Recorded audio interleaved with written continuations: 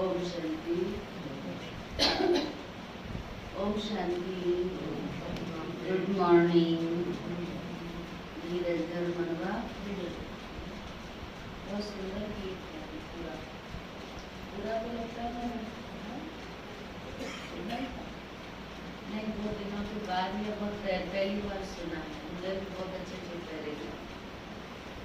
सागर से जो पत्थर टकराता है वो क्या करता है, खुद ही डूब जाता है, और वो तूफान उनको ही किनारे लगा देता है। बहुत अच्छे है। अब मैंने तो पहली बार सुना, ऐसे लग रहा है कि सच की नैया हिलेगी डूबेगी लेकिन डूबेगी नहीं। तो आप कौन सी नैया पर बैठे? सच की नैया पर। क्यों? हमारा खिवैया कौन है? सच की नैया पर कौन है? तो जिसने अपना खिवैया किसको बनाया है? स्वयं भगवान शिव बाबा को बनाया है। तो जिसका साथी भगवान, उसको क्या करे? आंधी और तूफान। तो आंधी तूफान आएंगे लेकिन आपको घबराना नहीं, धीरज धरना है। पतझड़ के बाद ही बसंत आती है ना। पतझड़ आई है तो तुम्हारे आंचल में बसंत भी आनी। इसलिए धीरज धर मनवा, धीरज। बड़े ध्यान से प्यार से गीत सुन रहे। बाबा कहता ना, ये गीत भी हम बहुत कुछ सिखाते हैं। इन गीतों में बड़े अर्थ भरे हुए। तो बाबा हम बच्चों को उनके आधार पर सीख देता है। पहले तो इन गीतों के आधार पर बाबा हमको सीख देता है, हमको मजबूत है।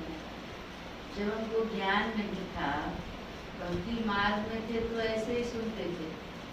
लेकिन अभी बाबा ने जब यथार्थ ज्ञान दे दिया, समझ दे दी, तो हर चीज का हमको अर्थ समझ में आता है। तो समझाने वाला कौन? ये सब हुआ कैसे? बाबा के साथ से, बाबा के ज्ञान से। तो कल के महावाक्य याद है? क्या कहा बाबा ने? एक पॉइंट सुनाओ।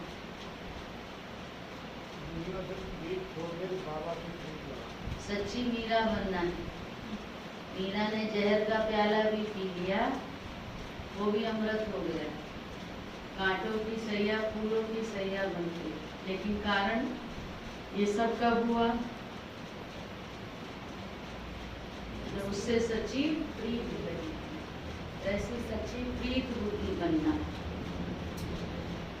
तो आज 2 अप्रैल 2021 के साकार मधुर महावाक्य बाबा आज बोले, मीठे बच्चे, ज्ञान सागर बाप आए हैं, तुम बच्चों के सम्मुख ज्ञान डांस करने।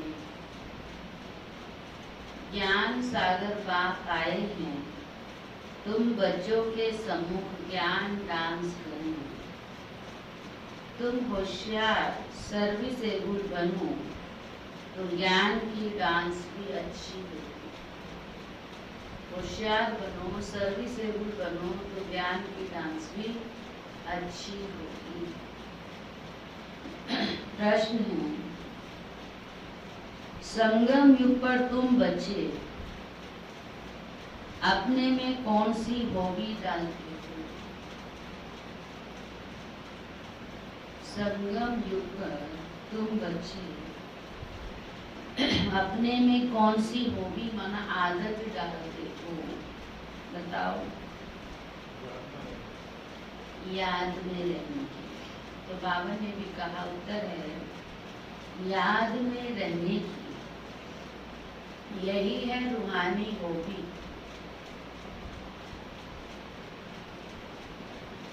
यही है रूहानी हॉबी। इस हॉबी के साथ साथ तुम्हें दिव्य और अलौकिक कर्म भी करने हैं। याद में भी रहना है तो दिव्य अलौकिक कर्म भी करने हैं। तुम हो ब्राह्मण, तुम्हें सबको सच्ची सच्ची कथा जरूर सुनानी।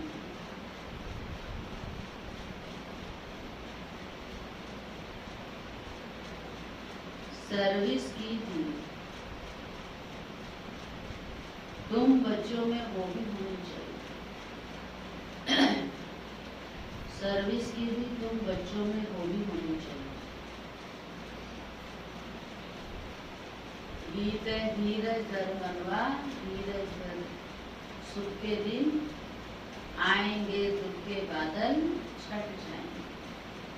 ओम शांति। जैसे कोई हॉस्पिटल में बीमार होते हैं तो पेशेंट दुख से छूटने की आस रखते हैं। डॉक्टर से पूछते हैं क्या हाल है, कब ये बीमारी छूटेगी। तो वह सब तो है हद की बातें और यह है बेहद की बात। तो बाप आकर बच्चों को राय देते हैं। यह तो बच्चे जान चुके हैं कि बरोबर सुख और दुख का खेल है। यूं तो तुम बच्चों को सत्युग में जाने से भी जास्ती फायदा कहाँ पर है? यहाँ पर है, संगम पर।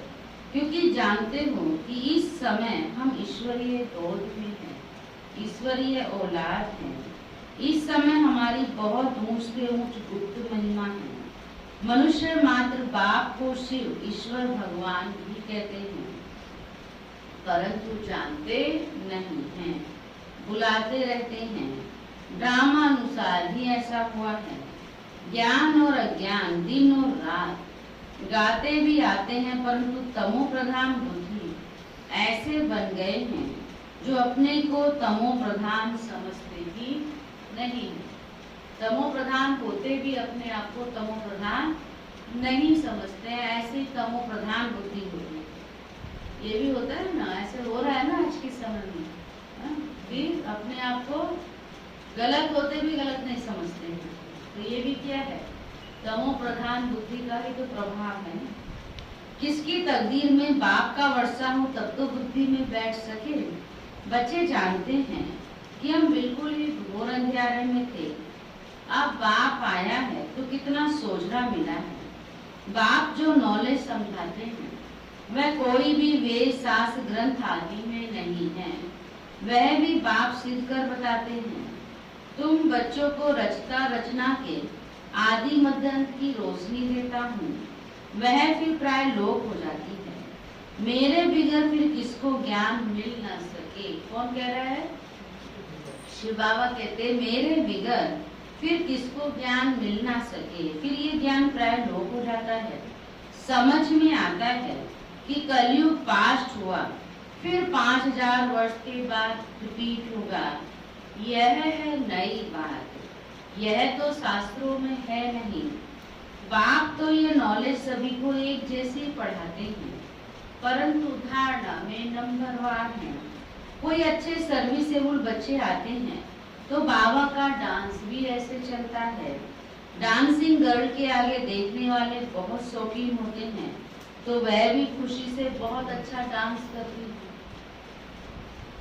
होती ना डांसिंग गर्ल, तो सामने वाले इंटरेस्टेड होते हैं तो वो भी अच्छे से करती हैं, और सामने वाले इंटरेस्टेड नहीं होते, ऐसे बैठे रहते हैं तो वो भी क्या करती है, फटाफट काम निपटाती है। और होता है ना ऐसे। इसलिए जब कोई बच्चे डांस करते हैं तो क्या कहते हैं, वे बच्चों में उमंग भरने के लिए तालियां बजाते रहो। मतलब तालियां बजाना माना इन्वॉल्व होते रहो, उनको झलके, उनको दिखाई दे कि आपको अच्छा लग रहा है, आप इंटरेस्टेड हो, तब उनको और उमंग आता है, नहीं तो उनका उमंग सा कम हो जाता है। तो ऐसे बाबा कहते हैं यहाँ भी ज्ञान डांस किसके आगे अच्छी होती है? वो तो स्कूल डांस की बात करी, डांसिंग गर्ल। यहाँ ज्ञान डांस हम करते हैं, तो ज्ञान डांस भी किसके आगे अच्छी होती है? बाबा के सामने। बाबा तो डांस कराता है ना, करता है ना। जो अच्छे से सुनते हैं, समझ रहे हैं, ध्यान दे रहे हैं, उसके आगे अच्छे से और करते हैं। थोड़े बैठे होंगे तो कॉमन रीति से थोड़ा डांस करेंगे। ये भी होता है ना, अनुभव है ना हम लोग को। तो जब थोड़े बच्चे होते हैं तो फर्क पड़ता है, जो ज्यादा होते हैं तो नई नई पॉइंट्स अपने आप निकल के आती है, अपने आप निकल के आती है। लगता है क्या दे दे, उनको क्या दे दे, उनको क्या दे दे, हैं? ऑडियंस पूरी होनी चाहिए ना। अब वो भी इंटरेस्टेड होनी चाहिए, है? मतलब अब इतने ज्यादा होते हैं, जब ज्यादा होते हैं तो उसमें कोई ना कोई तो ऐसे होते हैं ना जो अच्छे से सुन रहे होते हैं, क्योंकि ये हम तो सामने बैठ के देखते हैं, कोई बहुत ऐसे होते हैं उनको लगता है और सुनाए और सुनाए, तो जिनको लगता है ना और सुनाए उनको देखते हैं, और उनको देखते हैं तो और निकलता है। अब कई ऐसे होते हैं घड़ी देखते रहते हैं, बोर होते रहते हैं, कितना टाइम हो गया, उनकी तरफ फिर हम देखते ही नहीं। उनको इंटरेस्ट ही नहीं है, भाई आपको इंटरेस्ट नहीं है तो जा दूसरों को डिस्टर्ब कर रहे हैं, ऐसे भी होते हैं। अनुभव की बात सुना। तो बाबा कहते थोड़े बैठे होंगे तो कॉमन रीति से थोड़ा डांस करेंगे, वाह वाह करने वाले बहुत होंगे तो उनका भी उल्लास बढ़ेगा। तो यहाँ भी ऐसे है, मुरली सब बच्चे सुनते हैं, लेकिन सम्मुख सुनने की बात तो और है ना। ये भी दिखाते हैं कि कृष्ण डांस करता था। डांस कोई वह नहीं, वास्तव में है ज्ञान की डांस। शिव बाबा खुद बताते हैं कि मैं ज्ञान की डांस करने आता हूँ, मैं ज्ञान का सागर हूँ। तो अच्छी अच्छी पॉइंट्स निकलती है। यह है ज्ञान की मुरली, काठ की मुरली नहीं है। पतित पावन बाप आकर सहज राजयोग सिखाएंगे, लकड़ी की मुरली बजाएंगे। क्या करेंगे शिव बाबा? वो काठ की मुरली बजाएंगे या ज्ञान सुनाएंगे? ज्ञान सुनाएंगे। नहीं, किसके ख्याल में नहीं होगा कि बाप आकर ऐसे राजयोग सिखाते हैं। अभी तुम बच्चे जानते हो, बाकी कोई भी मनुष्य मात्र को यह बुद्धि में आ नहीं सकता। आने वालों में भी नंबरवार पद पाते हैं। जैसे कल पहले किया है वैसे ही पुरुषार्थ करते रहते हैं। तुम बच्चे जानते हो कि कल पहले माफिक बाप आते हैं, आकर के बच्चों को सब राज खोल कर बताते हैं। कहते हैं कि मैं भी बंधन में बंधा हुआ हूँ। हर एक इस ड्रामा के बंधन में बंधा हुआ है। जो कुछ सत्युग में हुआ था वही फिर होगा। कितनी अनेक प्रकार की योनियां हैं, सत्युग में इतनी योनियां नहीं होंगी। होंगी?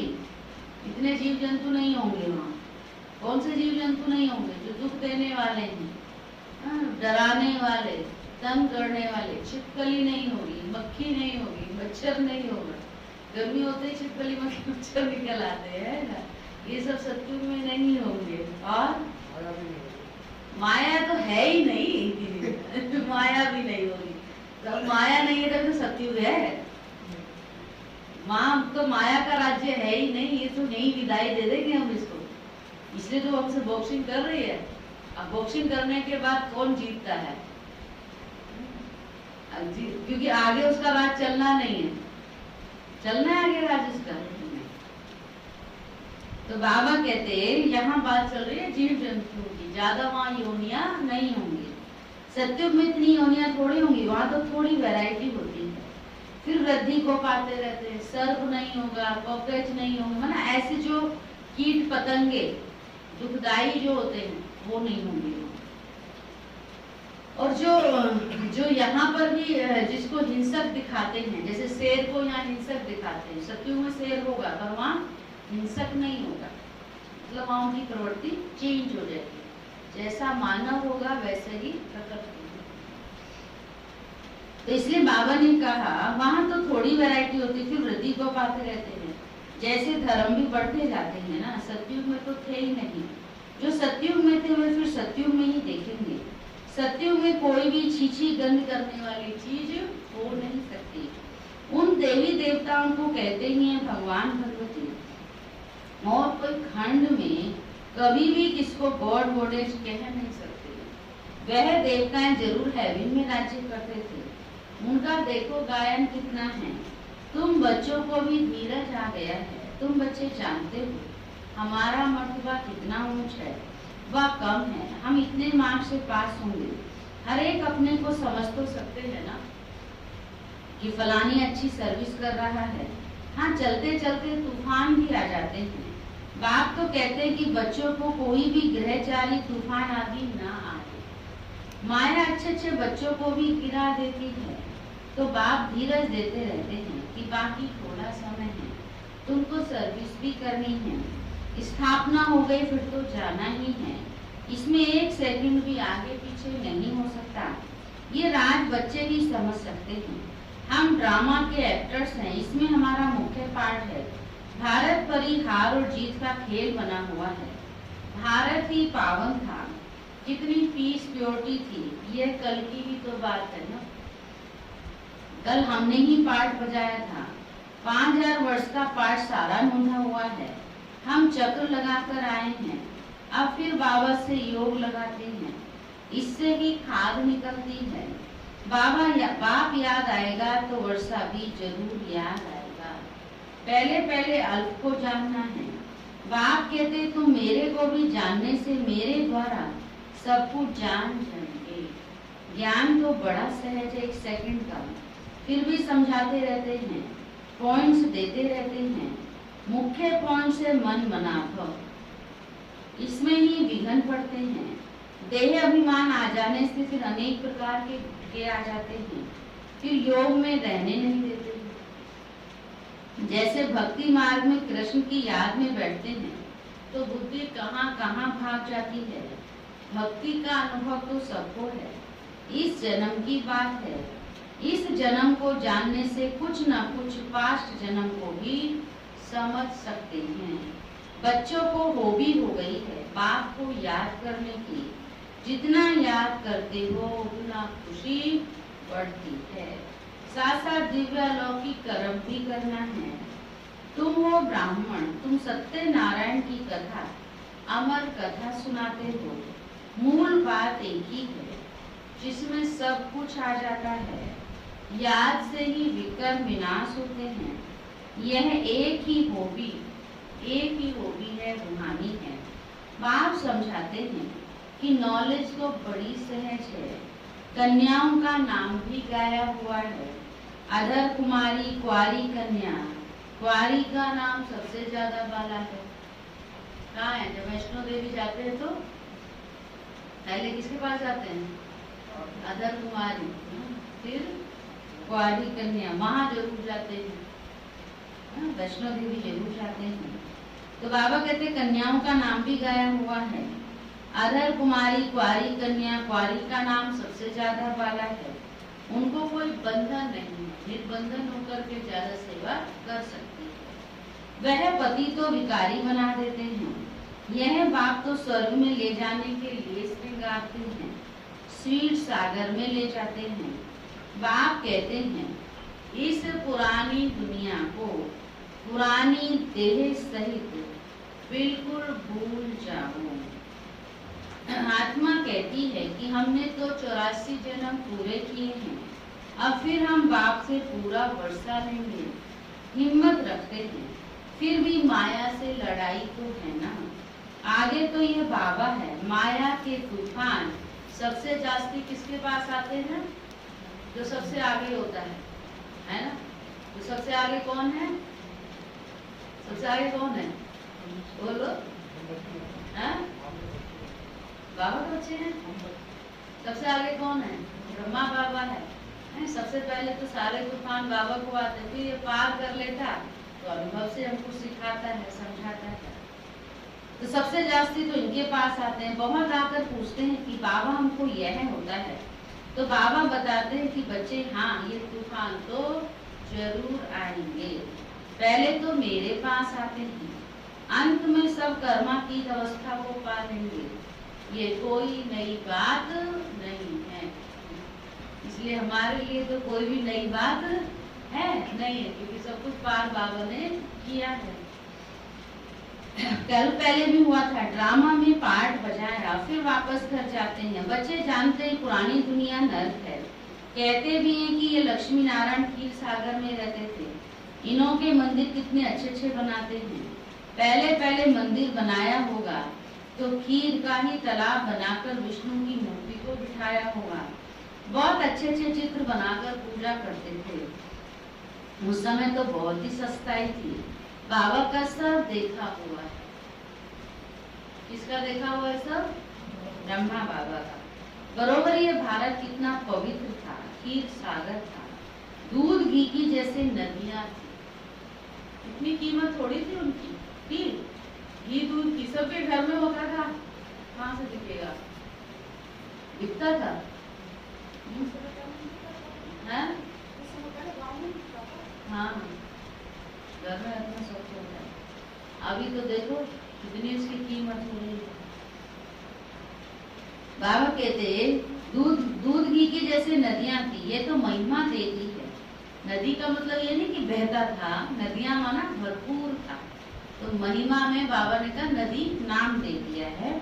स्वर का नाम लेते ही मुंह पानी होता है। तुम बच्चों को ज्ञान का तीसरा नेत्र मिला है, तो बुद्धि में समझ आई है। बाबा घी दूध की नदियां कहता है ना, तो एक बार किसी बच्चे ने कहा था बाबा दूध ऐसे नदी में बहेगा, घी भी ऐसे बहेगा, ऐसे नदी में नहीं बहेगा, गायों से ही निकलेगा, है ना, लेकिन अथाह होगा, लिमिट नहीं होगी, बेहद नहीं होगा, कम नहीं होगा, है ना, प्योर होगा। दूध को संपूर्ण आहार कहते हैं, लेकिन आज के समय में वो भी संपूर्ण नहीं रहा है, उसमें भी मिलावट हो गई है।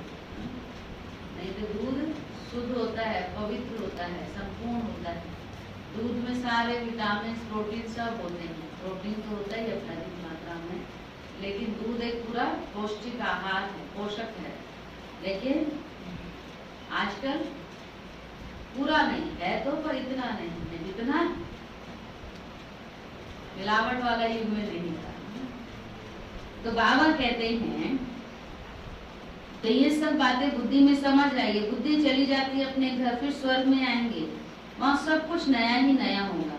बाबा श्री नारायण की मूर्ति देख बहुत खुश होता था, बहुत प्यार से रखता था। ये नहीं समझता था कि हम ही ये बनूंगा। ये ज्ञान तो बाबा से मिला है। तुमको ब्रह्मांड और सृष्टि चक्र के आदि मध्य का ज्ञान है, जानते हो कि हम कैसे चक्र लगाएंगे। बाबा हमको राज्यों सिखला रहे हैं। तुम बच्चों को बहुत खुशी होनी चाहिए। बाकी थोड़ा समय है, शरीर को कुछ ना कुछ तो होता ही रहता है। अब ये तुम्हारा अंतिम जन्म है। अब तुम्हारे सुख के दिन आते हैं ड्रामा प्लान अनुसार। देखते हो कि विनाश सामने खड़ा है। तुमको तीसरा नेत्र मिला है। मूल वतन, सूक्ष्म वतन, स्थूल वतन को अच्छी रीति जानते हो। ये स्वदर्शन चक्र बाबा कहते तुम्हारी बुद्धि में फिरता रहता है, खुशी होती है। इस समय हमको बेहद का बार टीचर बनकर पढ़ाते हैं, परंतु नई बात होने के कारण घड़ी घड़ी भूल जाते हैं। नहीं तो बाबा कहने से खुशी का पारा चढ़ जाना चाहिए। राम तीरथ श्री कृष्ण का भक्त था, तो कृष्ण के दर्शन के लिए कितना करते थे। उसको साक्षात्कार हुआ और खुशी हो गई, परंतु उससे क्या हुआ, मिला तो कुछ भी नहीं। यहाँ तो तुम बच्चों को खुशी भी है, क्योंकि जानते हो कि 21 जन्म के लिए हम इतना ऊंच पद पाते हैं। 3 हिस्सा तो तुम सुखी रहते हो, अगर आधा आधा हो तो फिर फायदा ही नहीं हुआ। तुम 3 हिस्सा सुख में रहते हो, तुम्हारे जैसा सुख कोई और देख नहीं सकता। तुम्हारे लिए तो सुख अपार है, महान दुख में तो दुख का पता ही नहीं चलता है। संगम पर तुम दोनों को जान सकते हो कि अभी हम दुख से सुख में जा रहे हैं। मुंह है दिन तरफ और लात है हमारी रात तरफ। इस दुनिया को लात मारनी है, अर्थात दुख से भूलना है। आत्मा जानती है कि अब वापस घर जाना है। बहुत पाठ बजाया, ऐसे ऐसे अपने साथ बातें करनी होती हैं। अब जितना बाप को याद करेंगे उतना ही कट निकलेगी। जितना बाप की सर्विस पर रहे सामान बनाएंगे उतना ही बाप का शो करेंगे। बुद्धि में है कि अब घर जाना है तो घर को ही याद करना चाहिए। पुराना मकान गिरता रहता है, अब कहाँ नया मकान और कहाँ पुराना मकान, रात दिन का फर्क है। यह तो हूबहू विषय वैतरणी नदी है, एक दो को मारते झगड़ते रहते हैं। बाकी भी बाबा आया है तो बहुत लड़ाई शुरू हो गई है। अगर स्त्री विकार नहीं देती है तो कितना तंग करते हैं, कितना माथा मारते हैं। कल पहले भी अत्याचार हुए थे, ये अभी की बात गाई जाती है। देखते हो कि कितना पुकारती हैं। वही ड्रामा का पाठ बाबा कहते अभी बज रहा है। ये बाप जाने और बच्चे जाने और ना जाने कोई, आगे चल सबको समझने का है। गाते भी हैं, पतित पावन सर्व का सदगति दाता कौन है? एक ही बाप है। तुम कोई को भी समझा सकते हो कि भारत स्वर्ग और नर्क कैसे बनता है। आओ तो हम तुम्हें सारे वर्ल्ड की हिस्ट्री ज्योग्राफी समझाएं। ये बेहद की हिस्ट्री ज्योग्राफी ईश्वर ही जाने और ईश्वर के तुम बच्चे जानो। पवित्रता सुख शांति की कैसे स्थापना होती है, इस हिस्ट्री ज्योग्राफी को जानने से तुम सब कुछ जान जाएंगे। बेहद के बाप से तुम जरूर बेहद का ही वर्षा लेंगे। यह आकर के समझो। टॉपिक बहुत है। तुम बच्चों का तो अब दिमाग ही पूर्ण हो गया है, पूर्ण ना भरपूर हो गया है। इतना रोज बाबा हमको सिखाता है, रोज समझाता है, रोज घर पर थाली देता है, भर गया ना दिमाग, फुल हो गया। चाहिए और कुछ? हाँ, वो भी पुरुषार्थ के अनुसार ही, ये बात भी सही है ना। बाबा तो रोज भरता है, कोई कितना लेता है वो उसके ऊपर। लेकिन बाबा ने कहा आज कि तुम्हारा दिमाग पूर्ण हो गया है, माना भर गया है। खुशी का कितना पारा चढ़ता है, जितना जिसका पूर्ण होगा, मतलब भरा हुआ होगा, उतना वो शानी दिखाई देगी ना, खुशी में रहेगा। सारी नॉलेज तुम बच्चों के पास है। नॉलेजफुल बाप से नॉलेज मिल रही है। फिर हम ही जाकर लक्ष्मी नारायण बनेंगे, वहां फिर ये नॉलेज कुछ भी नहीं होगी। कितनी गुह्य बातें हैं समझने की। बच्चे सीढ़ी को अच्छी रीति समझ गए हैं ना, तो यह 84 का चक्र है। अब मनुष्य को भी क्लियर कर समझाना चाहिए। इसको स्वर्ग व पावन दुनिया थोड़े कहेंगे। सतयुग अलग है, कलयुग अलग चीज है। ये चक्र कैसे फिरता है, यह समझाने में सहज है। समझानी अच्छी लगती है, परंतु पुरुषार्थ कर याद की यात्रा में रहें, ये बहुतों से नहीं हो सकता है। ठीक है। अच्छा, मीठे मीठे सीखी लदे बच्चों प्रति माँ पिता बाप दादा का याद प्यार और गुड मॉर्निंग। रूहानी बाप की रूहानी बच्चों को नमस्ते। हम रूहानी बच्चों की रूहानी बाप दादा को भी गुड मॉर्निंग, नमस्ते नमस्ते नमस्ते। धारणा के लिए मुख्य सार क्या कहा विशेष बाबा ने?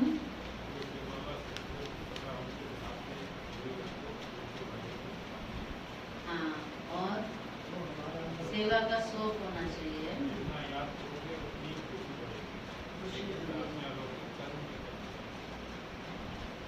बाबा की याद से हमारे कर्म भी अलौकिक होते हैं। और अभी कौन से दिन आने वाले हैं? सुख के दिन आ रहे हैं, दुख के बादल छटने वाले। धीरज धर मनवा, धीरज। अब ज्यादा दूर नहीं, अब देर नहीं। सतयुग आया कि आया, लेकिन सतयुग से ज्यादा सुख कहाँ पर है? तो फिर क्या करेंगे सतयुग को बुला के?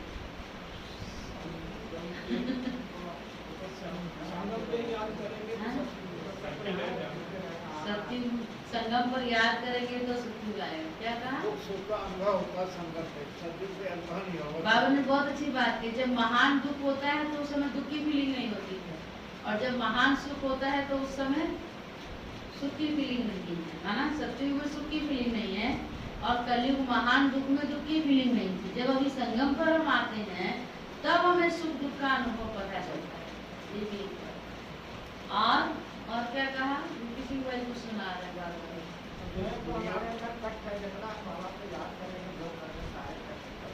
कट उतरती जाएगी, आत्मा शुद्ध प्योर होती जाएगी। 7000 तूफान तो इसको आते हैं, जो सबसे आगे है उसी को 7000 तूफान है।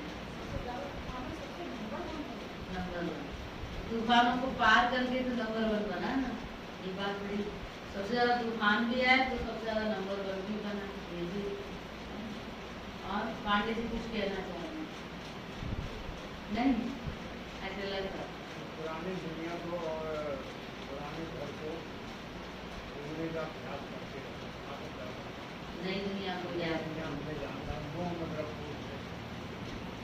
अपने विचार के लिए जाने बाबा के हाथ से रजाई मिलती है। रजाई और राजाई राजाई मिलती है। आपने रा बोला, रा नहीं बोला। धारणा के लिए मुख्य सार है, इस पुरानी देह और दुनिया को बुद्धि से भूल बाप और घर को याद करना है। इस पुरानी देह और दुनिया को बुद्धि से भूल बाप और घर को याद करना है। सदा इसी खुशी में रहना है कि अभी हमारे सुख के दिन आएगी आएगी, अभी हमारे सुख के दिन आएगी आएगी। नॉलेजफुल बाप से जो नॉलेज मिली है उसका सिमरण कर दिमाग को खूब रखना है, मन को खूब रखना है। नॉलेजफुल बाप से जो नॉलेज मिली है उसका सिमरण कर दिमाग को भरपूर रखना। देह अभिमान में आकर कभी भी किसी प्रकार का गुटखा नहीं खाना। देह अभिमान में आकर कभी भी किसी प्रकार का गुटखा नहीं खाना।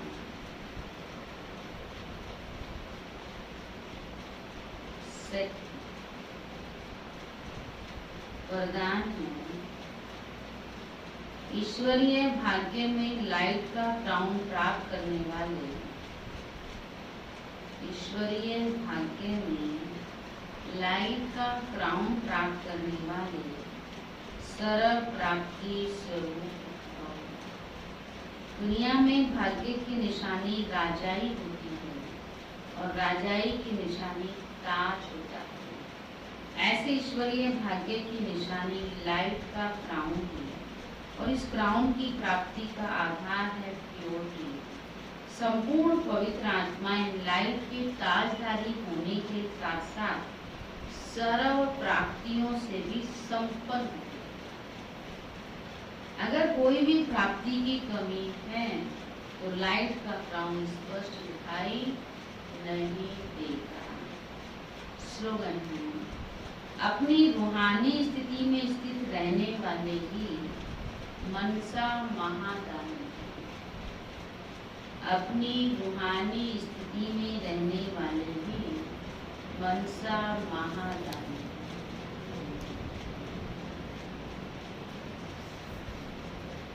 अव्यक्त इशारा आज का अशरीरी स्थिति में रहने का अभ्यास पढ़ाओ। सेकंड, जैसे बाप दादा अशरीरी से शरीर में आते हैं, वैसे ही बच्चों को भी अशरीरी होकर के शरीर में आना है। अव्यक्त स्थिति में स्थित होकर फिर व्यक्त में आना है। जैसे शरीर को छोड़ना और शरीर को लेना, ये अनुभव सभी को है। ऐसे ही जब चाहो तब शरीर का भाग छोड़कर अशरीरी बन जाओ और जब चाहो तब शरीर का आधार लेकर कर्म करो।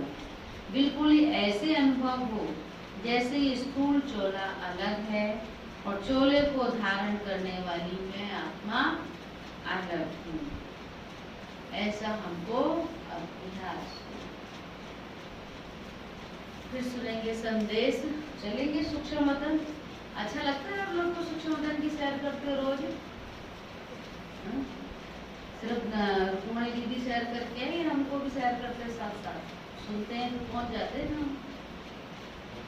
आज 18 मार्च का रुक्मणी बहन के द्वारा बाबा के पास वतन में भोग लेकर जैसे पहुंची तो बाबा पूछते हैं, बच्ची क्या समाचार लाई है?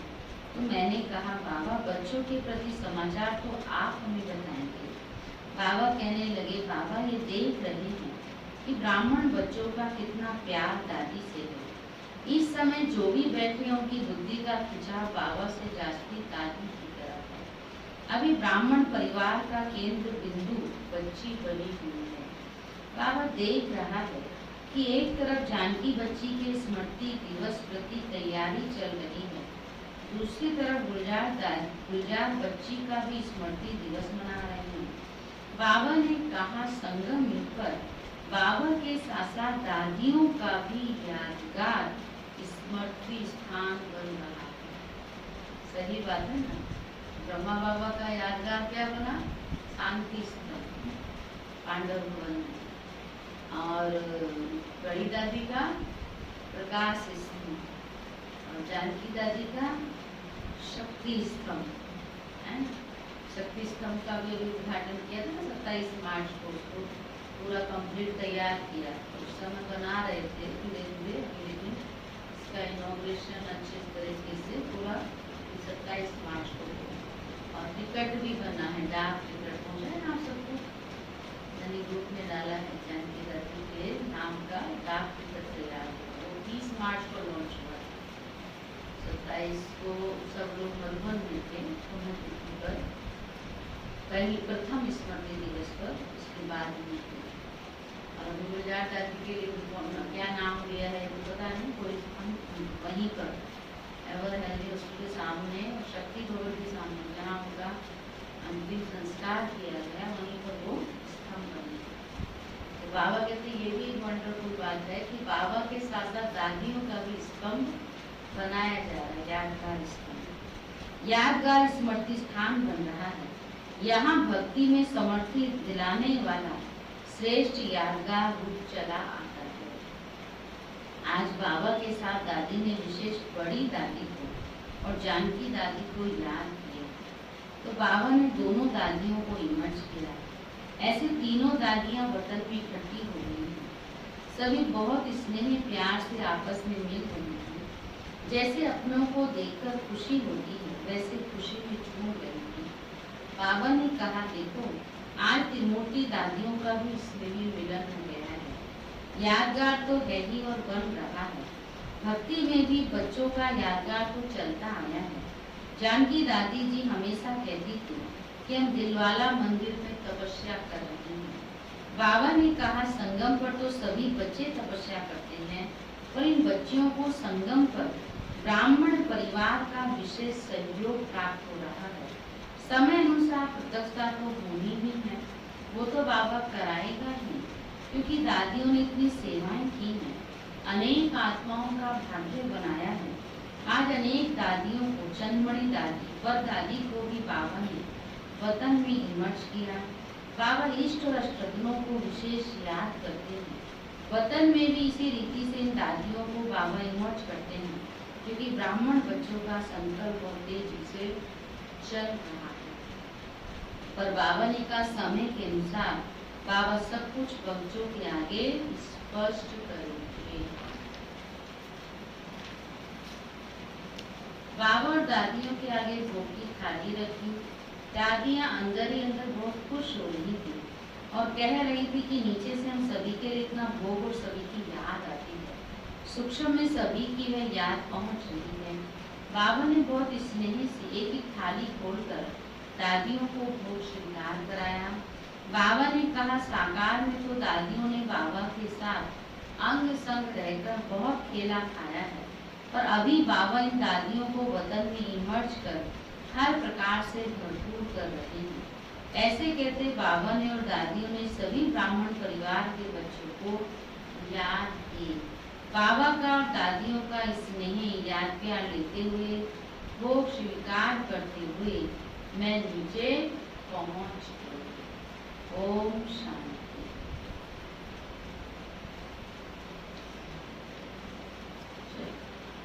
अभी से वतन की सैर करके आए, फिर बाबा की याद में अभी चलेंगे बाबा।